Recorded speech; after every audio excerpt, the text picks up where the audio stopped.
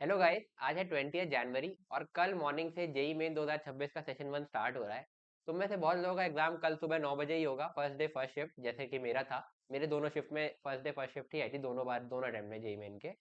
तो अब कई लोग बोलेंगे भैया ये तो किस्मत खराब है, फर्स्ट डे फर्स्ट शिफ्ट आ गई, बट मैं तुम्हें एक बात कहूंगा कि सबसे बढ़िया है यार फर्स्ट डे फर्स्ट शिफ्ट, क्योंकि तुम्हारे दिमाग में ना कचरा नहीं होता। अभी कल सुबह से जैसे ही पहला पेपर खत्म होगा, लोगों के एनालिसिस आने चालू हो जाएंगे कि ये क्वेश्चन आ गया, इस तरह के क्वेश्चन आ रहे हैं। और तुम अगर वो एनालिसिस देखने में अपना टाइम वेस्ट करोगे, तो ट्रस्ट में तुम अपना दिमाग और ज्यादा खराब करोगे और आती हुई चीजें भी तुम खराब करके आओगे अपने आगे के पेपर में। तो बेस्ट है यार फर्स्ट डे फर्स्ट शिफ्ट।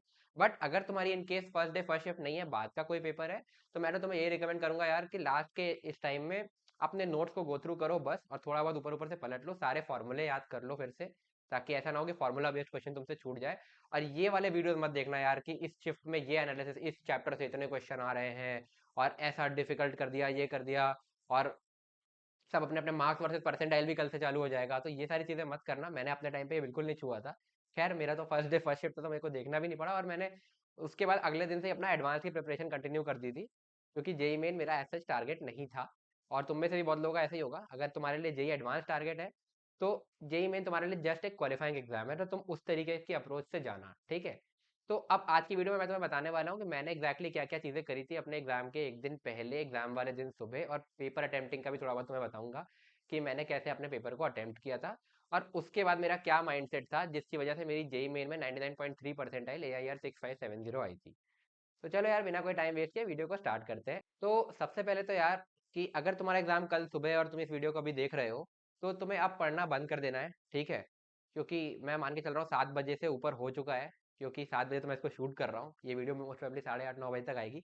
तो तुम्हें अब पढ़ना बंद कर देना है। मैंने तो अपने टाइम पे शाम को 6 7 बजे के बाद कुछ भी नहीं पढ़ा था, क्योंकि तुम जितना नया पढ़ोगे, तुम्हारे दिमाग में वो चीज तो जाएगी, बट पीछे का तुम्हें लगेगा कि कुछ भूल रहे हैं, कुछ भूल रहे हो, कि इतना बड़ा सिलेबस है ना, तुम कुछ ना कुछ भूल ही रहे होगे।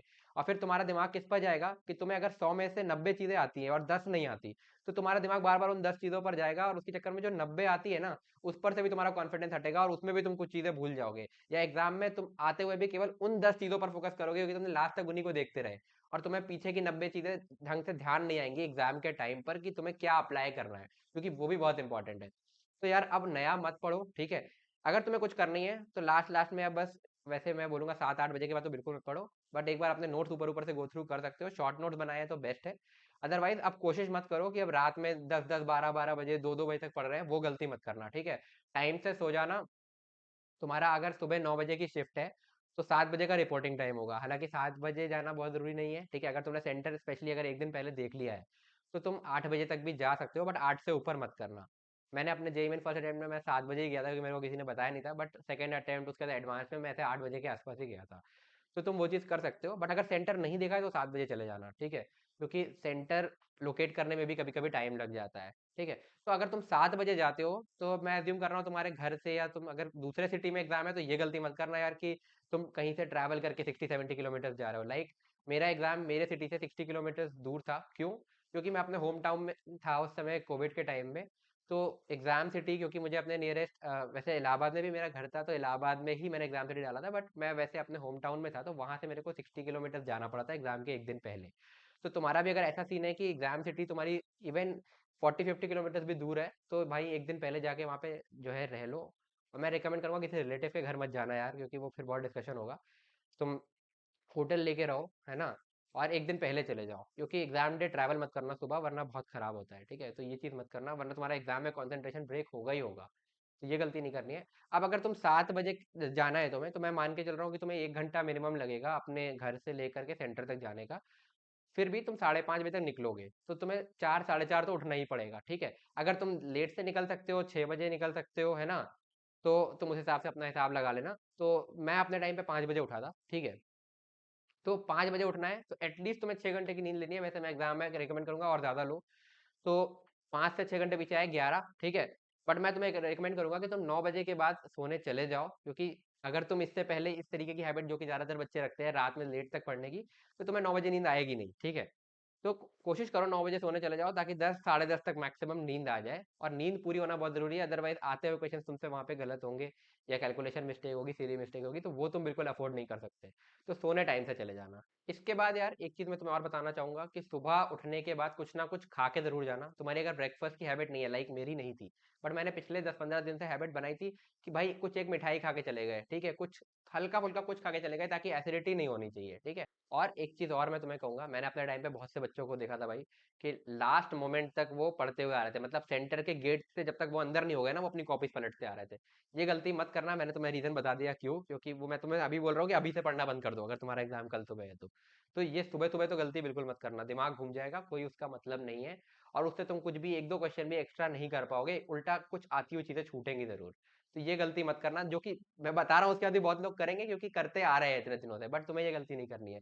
तीसरी चीज, तुम्हारा सेंटर जो भी होगा, हो सकता है तुम्हारे कुछ फ्रेंड्स का सेंटर कॉमन हो, है ना, तो वो तुम्हें वहां मिल जाए। तो तुम्हें सुबह सुबह भाई कोई डिस्कशन नहीं करनी। अगर तुम्हें डिस्कशन करनी भी है तो पेपर से निकलने के बाद कर लो भाई, कि कैसा गया पेपर ये वो। सुबह सुबह डिस्कशन मत करना कि कोई किसी ने कोई और टॉपिक बता दिया कि भाई इस फॉर्मूले से क्वेश्चन आते हैं, इस टॉपिक से क्वेश्चन आते हैं, तुमने पढ़ा कि नहीं। तो तुम्हारा सुबह सुबह मॉरल डाउन हो जाएगा फालतू का। कहीं मॉक टेस्ट का स्कोर किसी ने डिस्कस कर दिया, ठीक है, तो तुम्हारा दिमाग खराब हो जाएगा कि जो है भाई इसके तो इतने आ रहे हैं, मेरे इतने आ रहे हैं। और ये गलती मत करना। उसके अलावा कभी कभी ऐसा होता है, फ्रेंड्स नहीं तो भाई अननोन भी लोग ऐसे मिल जाते हैं कि मतलब बाहर खड़े होके पेरेंट्स से डिस्कस कर रहे हैं, इतने नंबर पे इतने आईआईटी में इतने का पैकेज लगता है, ये वो है, तुम ये सब करोगे तुम्हारा दिमाग खराब हो जाएगा, ठीक है। सीधे सीधे जाते मैं तो कहूंगा, मैंने तो ये करा था क्योंकि मैं अपनी गाड़ी से गया था। तो मैं गाड़ी में बैठा था और एकदम सीधे वहां से निकल के सेंटर के अंदर चला गया टाइम से, ठीक है। तो तुम पहुंचने के बाद सीधा अंदर चले जाओ भाई, और अंदर भी किसी से कुछ डिस्कस मत करो, जाके अपनी सीट पे बैठो और इंतजार करो पेपर स्टार्ट होने का।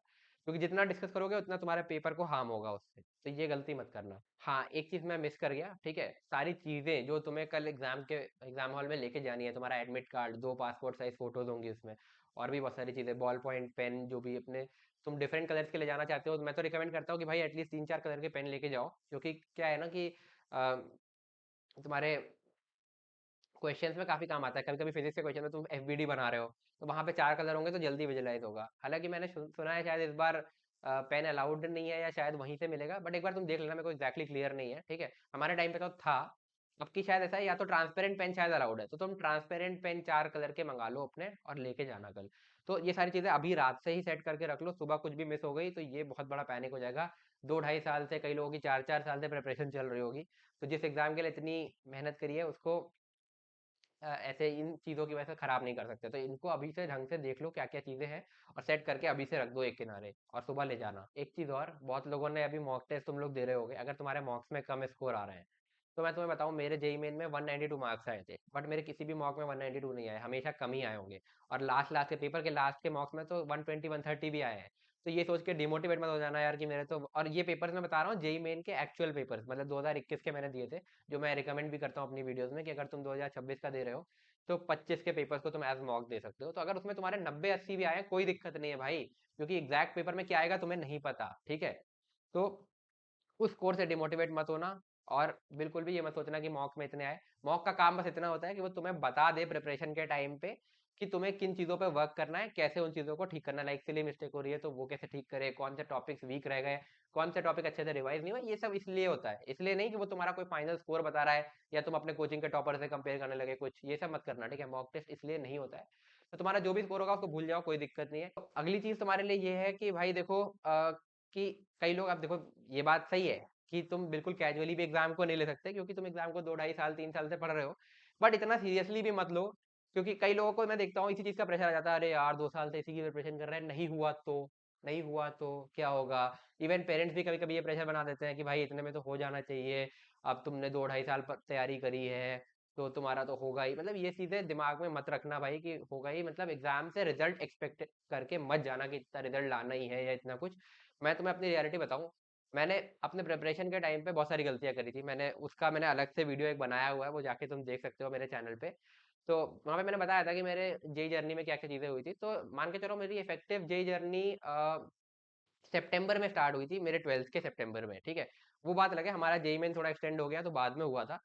तो लेकिन मुझे उस समय पता नहीं था, उस समय जेई मेन हमारा अप्रैल में प्लान था, सितंबर में मैंने स्टार्ट किया था, तुम हिसाब लगा लो कितना टाइम, ठीक है। तो मेरे भी बहुत सारे गैप्स थे प्रिपरेशन में, बट पूरे टाइम मैंने प्रिपरेशन पे ही फोकस किया था। लास्ट में जब जेई मेन का एग्जाम आया, मैं इस माइंडसेट से गया था कि भाई मेरे को तो, मैंने जेई एडवांस लेवल की तैयारी करी है, तो मेरे को आईआईटी ही चाहिए। तो जेई मेन में मेरी भाई कितनी भी रैंक आ जाए, मेरे को जेई मेन से कॉलेज चाहिए ही नहीं, तो मैंने उसमें कोई रिजल्ट एक्सपेक्ट नहीं किया था। बस जितना मेरे को समझ में आया मैंने उतना किया। फॉर एग्जाम्पल तुम एक बात बताओ, मेरे मैथ्स में मैंने जेई मेन में 12 क्वेश्चन ही अटेम्प्ट किए थे, एक नेगेटिव हुआ, 11 सही हुए, ठीक है। तो 12 ही अटेम्प्ट किए थे। मैं अगर ये सोचता नहीं नहीं मेरे को ये एनआईटी में ये सीएस चाहिए है ना, और उसके लिए इतना क्वेश्चन अटेम्प्ट करना जरूरी है, मैं ओवर अटेम्प्टिंग करता, ठीक है। फिर वहां पे नेगेटिव होते और मेरा जो 192 स्कोर था वो और घट जाता, तो जो रैंक आई वो भी ना आती, और कम आती।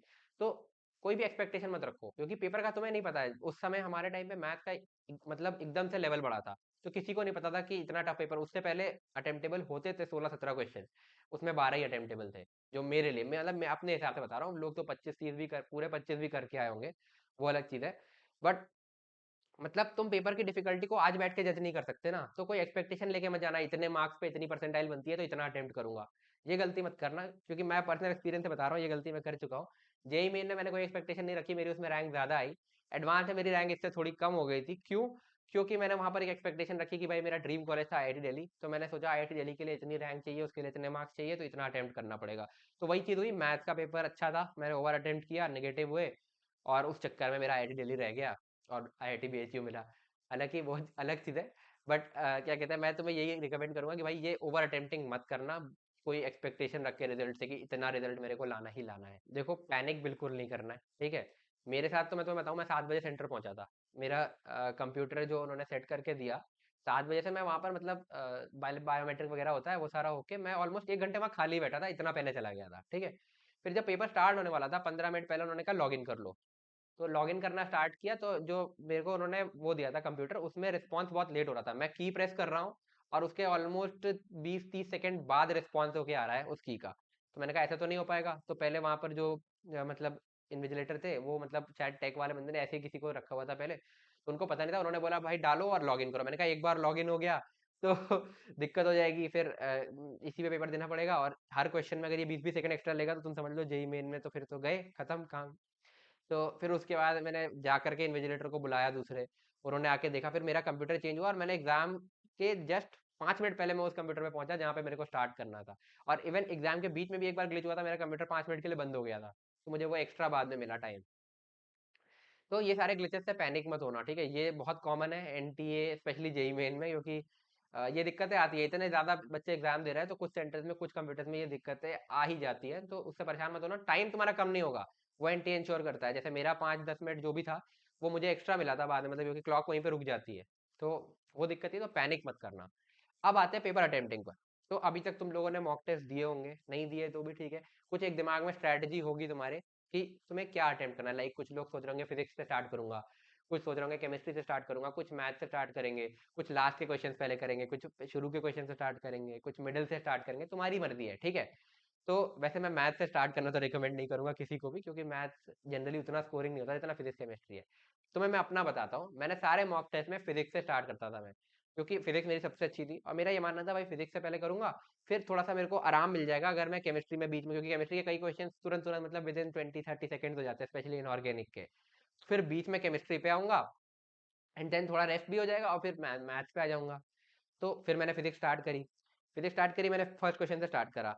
तो स्टार्टिंग में वो क्वेश्चन आए जो टॉपिक्स मैंने एकदम लास्ट लास्ट में थोड़े थोड़े फॉर्मूले देखे थे, तो मेरे से फिर वो क्वेश्चंस नहीं बन रहे थे। तो यहाँ पर ये भी हो सकता था कि मैं डिमोटिवेट हो जाता, ठीक है। तो थोड़ी देर के लिए हुआ, शुरू का मान के चलो 10 मिनट मैंने खराब किया है जेई मैंने, मैं ये मानता हूँ, ठीक है। क्योंकि थोड़ा सा डर लगा भाई कि एकदम से क्यों नहीं हो रहे क्वेश्चन, शुरू का पहला दूसरा तीसरा चौथा पांचवा, उसमें से एक आध क्वेश्चन थोड़ा थोड़ा समझ में आया, लगाया एक भी नहीं है अभी तक। फिर मैंने कहा यार पिवट करते हैं, तुरंत मैंने केमिस्ट्री पे शिफ्ट किया।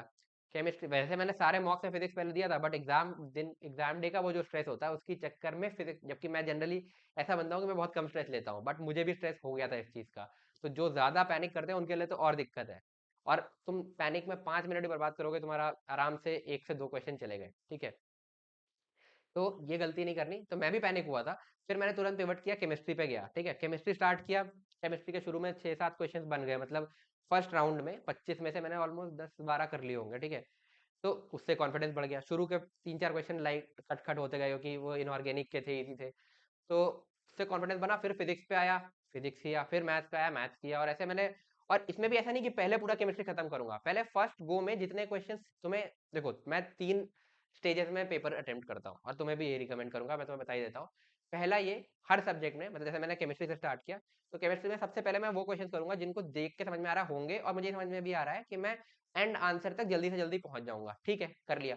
दूसरे लेवल ऑफ क्वेश्चन होंगे जो समझ में आ रहा है कि हो जाएंगे, बट मे भी टाइम ज्यादा ले ले, या मैं थोड़ा कच्चा ऑन टॉपिक्स में, तो मुझे थोड़ा टाइम ज्यादा लग जाए, तो उसको मैं मार्क फॉर रिव्यू करके जाता था कि भाई सेकेंड टाइम पे देखा जाएगा इसको, ठीक है, सेकेंड टाइम जब पूरा विजिट करेंगे। और तीसरे वो होते थे भाई जो नहीं समझ में आ रहे, देखा जाएगा, अगर हुए तो ठीक, नहीं होंगे तो नहीं ठीक, उनको मार्क फॉर रिव्यू भी नहीं लगाता था मैं, ठीक है। तो फर्स्ट गो में इस तरीके से मेरे केमिस्ट्री के 7-8, सॉरी 10-12 क्वेश्चन, फिजिक्स के 7-8 क्वेश्चन, और मैथ्स के होंगे 3-4, है ना, ऐसे कर लिए। फिर सेकंड गो में आए, सेकंड गो में भी फिर बचे हुए क्वेश्चन इस तरीके से, और फिर थर्ड वाले तो छूट ही गए थे, क्योंकि वो तो फिर करने का टाइम बचता नहीं। जो तुम्हें बिल्कुल ही नहीं आ रहा है उसमें तुक्काबाजी मत करना, ठीक है। जितनी तुक्केबाजी करोगे, मैंने ये चीज एक्सपीरियंस की है, जितनी नेगेटिव मार्किंग कराओगे उतनी तुम्हारी रैंक गिरेगी, ये गलती मत करना। अब ये करके मैं तुम्हें अपना रिजल्ट वैसे बता देता हूँ। फिजिक्स में मेरे फिर 20 क्वेश्चन सही हुए थे, 0 नेगेटिव मार्किंग। मैथ्स में मेरे, मैंने तुम्हें बता ही दिया कि 12 किए थे, 11 सही हुए थे, 1 नेगेटिव मार्किंग। केमिस्ट्री में मेरे 18 सही हुए थे, 3 नेगेटिव हुए थे, शायद ऐसा कुछ था, मेरे को एग्जैक्टली नहीं याद है, ऐसा 18-19 कुछ सही थे। मार्क्स 192 थे। तो देख रहे हो, इतना मतलब स्टेजेस में करने के बाद भी ये ऐसा रिजल्ट आ सकता है, ठीक है, तो डरना नहीं है। मैं फिजिक्स देख के डर भी सकता था, और फिर मैं ये सोचता वहां पे बैठ के और 15 मिनट खराब करता, अरे यार पेपर मेरा फिजिक्स स्ट्रॉन्गेस्ट था और उसके मेरे से 5 क्वेश्चन नहीं हुए। कोई दिक्कत नहीं, नहीं हुए, तुम्हें नहीं पता पेपर कैसा सेट हुआ है, तुम्हारे मन का सेट हुआ है। जेई मेन में तो इतनी पॉसिबिलिटी है कि कहाँ से उठा के पेपर बना दे, तो ये नहीं सोचना है, ठीक है, तुरंत पेमेंट करो। भाई तुम्हें फर्स्ट राउंड में 75 क्वेश्चन है, ठीक है, 75 में तुम तीनों के 5-5-5 15 क्वेश्चन भी कर लेते हो ना फर्स्ट राउंड में, तो वो सही है भाई। बस उसमें टाइम वेस्ट मत करो। अब ये नहीं कि 5-5-5 करने में तुमने 15 क्वेश्चन में 1 घंटा लगा दिया है, ठीक है, ये नहीं। 5-5-5 हुए तो ढूंढ, वो 5 क्वेश्चन ढूंढो। जो नहीं समझ में आ रहा भाई बेशर्मों की तरह छोड़ो, नहीं समझ में आ रहा भाई, आगे अगला, अगला, अगला, जो थोड़ा समझ में आ रहा है मार्क फॉर रिव्यू, अगला।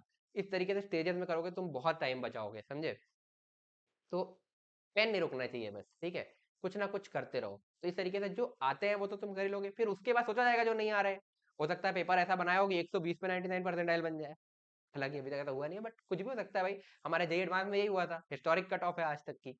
तो वो तुम्हें नहीं पता है, तो उसका ज्यादा सोचना मत, और पैनिक बिल्कुल मत करना, क्योंकि ये वो चीज होती है अच्छे बच्चों को पीछे खींचने वाली। जिनका रिजल्ट अच्छा आने वाला था वो डर गए इन चीजों से, और उन्होंने कुछ सिली मिस्टेक की, कुछ गलतियां की, या कुछ छोड़ दिए क्वेश्चन, या टाइम वेस्ट कर दिया एग्जाम हॉल में, और उनकी रैंक खराब होती है। ये गलती मैं बिल्कुल नहीं चाहूंगा कि कोई भी बच्चा करे, तो इसलिए मैं तुम्हें पहले से बता रहा हूँ। और इसके बाद जितना हो सके इसको इम्प्लीमेंट करने की कोशिश करो यार। तो यार ये थी कुछ चीज़ें, ठीक है। अगर इसके बाद भी तुम्हें कुछ डाउट्स हैं, कुछ चीज़ तुम मेरे से पूछना चाहते हो, मेरा इंस्टाग्राम तुम्हें वीडियो में डिस्क्रिप्शन में मिल जाएगा, वहां से जाके मेरे को डीएम कर सकते हो, ठीक है, कोई भी तुम्हारे डाउट्स हैं। और अगर तुम्हारी 2-3 दिन बाद शिफ्ट है तो भी तुम कनेक्टेड रह सकते हो, कोई भी डाउट है तुम पूछ सकते हो मेरे से, ठीक है। और एक चीज फिर मैं लास्ट में रिपीट कर देता हूँ, जिनकी बाद में शिफ्ट है भाई, पेपर एनालिसिस मत देखना, मार्क्स वर्सेस परसेंटाइल मत देखना, दिमाग खराब हो जाएगा। और सर मतलब दिमाग खराब हो जाएगा, और तुम फिर उसमें खराब ही करोगे अपने प्रिपरेशन को। उससे अच्छा तुम अपने नोट्स देखो भाई, बेस्ट है, ठीक है। तो आई होप तुम्हें आज की वीडियो से कुछ वैल्यू मिली होगी। हालांकि मैंने थोड़ा इसको रॉ ही रखा, ज़्यादा एडिटिंग भी मैं इसमें नहीं करूंगा, क्योंकि इधर बीच मेरी थोड़ी तबीयत खराब चल रही थी, बट मैंने सोचा कल एग्जाम है तो आज ये वीडियो बनाना जरूरी है। तो सारी चीज़ें मैंने तुम्हें बता दी जो मैंने अपने टाइम पे ध्यान रखी थी, और मैं चाहूंगा कि तुम भी ये गलतियां मत करो, या किन किन चीज़ों का ध्यान रखो। तो आई होप तुम्हें वीडियो पसंद आई होगी। अगर वीडियो पसंद आए तो वीडियो को लाइक करना यार, जितना हो सके अपने दोस्तों के साथ शेयर करो। और अगर तुमने अभी तक मेरे चैनल को सब्सक्राइब नहीं किया है, हाँ चैनल का मतलब दोनों चैनल, ठीक है, क्योंकि ये तो स्ट्रैटेजी चैनल है, इसके अलावा फिजिक्स का चैनल अगर तुम मुझे पहले से फॉलो करते हो तो जानते होगे। अदरवाइज मैं तुम्हें बता देता हूँ, मेरा एक चैनल है फिजिक्स बाई नकुल भैया IIT BHU। उसमें मैं फिजिक्स का अमेजिंग कंटेंट डालता हूँ तुम्हारे लिए, जेई मेन एडवांस का। अभी मैंने उसमें रियल वन शॉट स्टार्ट किए थे, हालांकि मेरी थोड़ी तबियत खराब हो गई तो ज़्यादा नहीं आ पाए। तो अगर इसकी डिमांड रहेगी तो ये कंटिन्यू होने वाले हैं तुम्हारे जेई मेन सेशन 1 के बाद। तो जिनका जेई मेन थोड़ा खराब जाता है पहला वाला, दूसरे वाले के लिए तुम कोई चैप्टर जो तुम छोड़ रहे थे उसको मैं तुम्हें 1.5 से 2 घंटे में ऐसा कराऊंगा कि तुम उसके मोर देन 90% क्वेश्चन कर पाओगे। और ये चीज़ मैंने थर्मोडाइनमिक्स और प्रॉपर्टीज ऑफ मैटर के लिए ऑलरेडी की हुई है, तो एक बार चाह के वो चैनल जरूर चेकआउट करना। तो ठीक है यार, ऑल द बेस्ट तुम्हारे जेई मेन के एग्जाम के लिए। और अगर तुम भी रेडी हो तो एक बार कमेंट में आई एम रेडी जरूर कमेंट कर देना, ठीक है। तो मिलते हैं यार नेक्स्ट वीडियो में, till then stay motivated and keep studying, bye.